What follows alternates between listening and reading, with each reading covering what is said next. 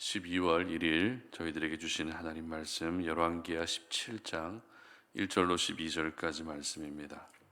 유다의 왕 아하스 제 12년에 엘라의 아들 호세아가 사마리아에서 이스라엘 왕이 되어 9년간 다스리며 여호와께서 보시기에 악을 행하였으나 다만 그 전 이스라엘 여러 왕들과 같이 하지는 아니하였더라. 아수르의 왕 살마네셀이 올라오니 호세아가 그에게 종이 되어 조공을 드리더니 그가 애굽의 왕 소에게 사자들을 보내고 해마다 하던 대로 아수르 왕에게 조공을 드리지 아니하매 아수르 왕이 호세아가 배반함을 보고 그를 옥에 감금하여 두고 아수르 왕이 올라와 그 온 땅에 두루 다니고 사마리아로 올라와 그곳을 3년간 애워쌌더라. 호세아 제 9년에 아수르 왕이 사마리아를 점령하고 이스라엘 사람을 사로잡아 아수르로 끌어다가 고산 강가에 있는 할라와 하볼과 메대 사람의 여러 고을에 두었더라. 이 일은 이스라엘 자손이 자기를 애굽 땅에서 인도하여 내사 애굽의 왕 바로의 손에서 벗어나게 하신 그 하나님 여호와께 죄를 범하고 또 다른 신들을 경외하며 여호와께서 이스라엘 자손 앞에서 쫓아내신 이방 사람의 규례와 이스라엘 여러 왕이 세운 율례를 행하였습니다. 이스라엘 자손이 점차로 불의를 행하여 그 하나님 여호와를 배역하여 모든 성읍의 망대로부터 견고한 성에 이르도록 산당을 세우고 모든 산 위에와 모든 푸른 나무 아래에 목상과 아세라상을 세우고 또 여호와께서 그들 앞에서 물리치신 이방 사람 같이 그곳 모든 산당에서 분향하며 또 악을 행하여 여호와를 경노하게 하였으며 또 우상을 섬겼으니 이는 여호와께서 그들에게 행하지 말라고 말씀하신 일이라. 아멘. 근본을 알아야 근본대로 살 수 있다라는 제목으로 오늘 아침 말씀 전합니다. 나이가 많아지게 되면 사람들에게 나타나는 몸의 변화 중에 머리카락이 하얗게 변하는 그런 변화를 우리는 경험하게 됩니다. 요즘에는 젊은 사람들에게서도 흰머리가 많이 나는 것을 볼 수 있는데요. 흰머리가 나는 이유는 멜라닌 색소가 부족해지게 되면 나이와 관계없이 머리카락이 점점 옅어지게 되고 결국 흰머리가 생기게 되는데요. 흰머리가 생기면 어떻습니까? 아무래도 스트레스 받죠. 그래서 흰머리를 커버하기 위해서 염색을 하게 됩니다. 그런데 염색을 해 보신 분들은 아실 겁니다. 아무리 염색을 잘 해도 새로 자라나는 머리카락의 색깔은 어떻습니까? 여전히 하얗다는 것입니다. 그래서 염색을 하고 시간이 지나면 머리카락 윗부분은 검지만 새로 자라는 머리카락의 아랫부분은 하얗다라는 것을 볼 수 있습니다. 그럴 수밖에 없는 이유는 근본적인 해결이 되지 않았기 때문입니다. 머리카락의 색깔을 결정하는 멜라닌 색소의 결핍을 채우기 위해서 비타민이나 아니면 엽산과 같은 영양소를 섭취해야 머리카락의 색깔이 다시 짙어지게 되는 것입니다. 이처럼 흰머리가 나는 근본적인 이유를 알아야 다시 검은 머리카락이 자랄 수 있는 근본이 바뀌게 되는 것입니다. 마찬가지입니다. 저희들은 예수 믿고 구원받은 하나님의 자녀들입니다. 하나님의 자녀의 근본이 무엇입니까? 하나님을 가장 사랑하는 것입니다. 하나님을 가장 의지하는 것입니다. 이것이 바로 우리가 기억해야 할 근본입니다. 그런데 이 근본대로 사는 것이 어떻습니까? 참 어렵습니다. 하나님을 사랑하다가도 세상을 사랑하게 되고 또 하나님을 의지하다가도 사람을 의지하게 되기 때문에 근본이 좀처럼 바뀌지 않는 것 같습니다. 그렇다면 하나님의 자녀로서의 근본, 예수 믿는 그리스도인으로서의 근본대로 살기 위해서는 우리가 어떻게 해야 할까요? 바로 오늘 제목과 같이 근본을 알아야 한다는 것입니다. 먼저 근본을 알아야 근본이 바뀌게 되는 것입니다. 오늘 본문은 북이스라엘의 멸망을 기록하고 있는 본문입니다. 너무나도 안타까운 사건이죠. 약 200년 동안의 북이스라엘 왕조가 아수르에 의해서 결국 멸망당하는 모습을 보게 되면 오늘을 살아가는 저희들에게 중요한 교훈을 주고 있는 사건입니다. 북이스라엘의 마지막 왕은 호세아라고 하는 사람이었습니다. 호세아라는 이름의 뜻은 구원이라는 의미입니다. 출애굽 후에 가나안 정복의 지도자였던 여호수아의 원래 이름이 호세아라는 이름으로 불려졌습니다. 여호수아는 분명 그 이름에 걸맞게 백성들을 하나님의 약속하신 땅으로 잘 인도했고 하나님의 구원 역사를 흘려보내는 통로로 쓰임 받았습니다. 그러나 북이스라엘의 마지막 왕 호세아는 구원과는 거리가 먼 인생, 오히려 나라가 멸망되고 백성들에게 고통과 절망을 가져다 주는 그런 통로가 되고 말았습니다. 이것을 보면 구원이라는 좋은 의미의 이름을 가진 사람이라 할지라도 그 근본이 바르지 않다면 결코 구원과 상관없는 인생을 살게 되는 것 같습니다. 그러므로 우리 성도님들은 하나님의 자녀라는 신분, 하나님의 사람이라는 그 신분에만 내가 만족하며 사는 것이 아니라 그 신분과 어울리는 근본대로 살 수 있었으면 좋겠습니다. 성경이 기록하고 있는 북이스라엘의 멸망의 원인은 두 가지였습니다. 두 가지 원인이란 표면적인 이유와 근본적인 이유입니다. 먼저 표면적인 이유를 보도록 하겠습니다. 본문 3절과 4절 보시기 바랍니다. 아수르의 왕 살마네셀이 올라오니 호세아가 그에게 종이 되어 조공을 드리더니 그가 애굽의 왕 소에게 사자들을 보내고 해마다 하던 대로 아수르 왕에게 조공을 드리지 아니하매 아수르 왕이 호세아가 배반함을 보고 그를 옥에 감금하여 두고. 아멘. 당시 호세아는 아수르 왕에게 조공을 바치고 있었습니다. 그런데 호세아가 애굽 왕과 손을 잡고 더 이상 아수르 왕에게 조공을 바치지 않은 것입니다. 그러자 아수르 왕은 이것을 호세아의 배반으로 여기게 되죠.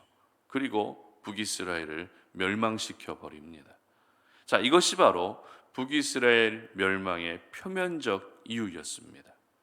표면적 이유는 한마디로 정치적이고 또 외교적인 문제가 큰 이유였다는 것입니다.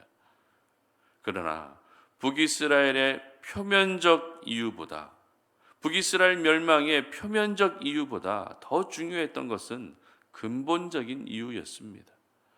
근본적인 이유는 한마디로 하나님을 배반했다는 것입니다. 표면적 이유는 아수르 왕을 배반한 것이지만 근본적인 이유는 하나님을 배반했고 하나님을 배반한 결과가 바로 멸망이었던 것입니다. 7절 하반절 말씀 보도록 합니다. 7절 하반절입니다. 하나님 여호와께 죄를 범하고 또 다른 신들을 섬기며 우상을 숭배했다는 것이죠. 그리고 8절 하반절도 보시기 바랍니다. 이방 사람의 규례와 이스라엘 여러 왕이 세운 율례를 행하였음이라. 하나님이 정하신 율례를 행한 것이 아니라 사람들이 정한 율례를 더 잘 지켰다는 것입니다. 그리고 9절 하반절도 보십시오. 모든 성읍에 망대로부터 견고한 성에 이르도록 산당을 세우고, 산당을 세우는 죄를 짓습니다. 10절입니다. 모든 산 위에와 모든 푸른 나무 아래에 목상과 아세라상을 세우고, 그리고 이 모든 행위의 결론을 기록하고 있는 12절 하반절 보시기 바랍니다. 이는 여호와께서 그들에게 행하지 말라고 말씀하신 일이라. 아멘. 결국 하나님이 하지 말라고 한 것들만 골라서 하다가 하나님을 배반하게 되고 아수르에 의해서 멸망당할 수밖에 없었던 것입니다. 오늘 성경은 분명 북이스라엘의 멸망의 두 가지 이유, 즉 표면적인 이유와 근본적인 이유를 모두 기록하고 있습니다. 그 중에 저희들은 근본적인 이유를 더 집중해야 됩니다. 왜냐하면 호세아를 비롯한 북이스라엘의 모든 왕들은 하나같이 하나님의 백성으로서의 근본이 무너진 왕들이었기 때문입니다. 하나님이 원하시는 근본을 알지 못했기 때문에 근본이 무너진 삶을 살았고, 결국 근본이 무너진 삶은 나라의 멸망으로 이어졌던 것입니다. 그렇습니다. 우리가 근본을 모르면 근본이 무너질 수밖에 없습니다. 근본을 알아야 근본이 변하게 되는 것입니다. 그렇다면 북이스라엘의 20명의 왕들 이들이 모두 놓쳤던 근본은 무엇일까요? 북이스라엘의 모든 왕들이 놓치고 있었던 근본은 어떤 근본이었을까요? 그리고 오늘을 살아가는 저희들이 반드시 알고 있어야 할 근본은 무엇일까요? 그것은 바로 서두에서 말씀드렸던 것처럼 하나님만을 사랑하는 것입니다. 하나님만을 의지하는 것입니다. 우상이 좋아 보여도, 세상이 좋아 보여도, 사람들이 정한 기준이 좋아 보여도 하나님만을 사랑하고 하나님만을 의지하는 것이 저희들이 기억해야 할 근본인 것입니다. 이 근본을 알고 있어야 하나님의 사람이라는 근본이 무너지지 않는 것입니다. 이 근본을 잊지 않아야 하나님의 자녀로서의 근본대로 살 수 있는 것입니다. 그런데 우리는 근본적인 것보다 표면적인 것에 더 많은 신경을 쓰게 되는 것 같습니다. 정작 나를 변화시키고 내 삶에 가장 중대한 영향을 미치는 것은 근본적인 부분인데도 불구하고 저희들은 표면적인 것에 필요 이상으로 신경을 더 쓰게 되는 것 같습니다. 그만큼 사람들의 시선을 더 많이 의식하고 있다는 의미겠죠. 근본적인 부분은 아무래도 눈에 보이지 않기 때문에 눈에 더 잘 보이는 표면적인 부분들을 우리는 더 많이 신경 쓰게 되는 것 같습니다. 그러나 우리 하나님은 눈에 잘 보이지 않는 근본적인 부분을 더 중요하게 여기시는 분이십니다. 그러므로 우리가 오늘도 지향해야 할 것은 표면적인 것들이 아니라 근본적인 것들입니다.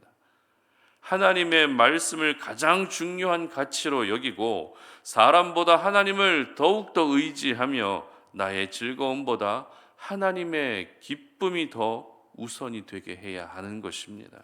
이 근본이 바로 세워져야 하나님이 원하시는 근본대로 우리가 살 수 있는 것입니다. 오늘 이 새벽에 여러분 모두 기도하실 때 내가 지금 놓치고 있는 근본은 무엇인지 여러분의 모습을 한번 돌아볼 수 있었으면 좋겠습니다. 그리고 내가 붙들어야 할 근본은 또 무엇인지도 분명하게 기도하면서 다시 깨달을 수 있었으면 좋겠습니다. 특별히 골로새서 1장 18절은 이렇게 기록하는데 제가 읽어드립니다.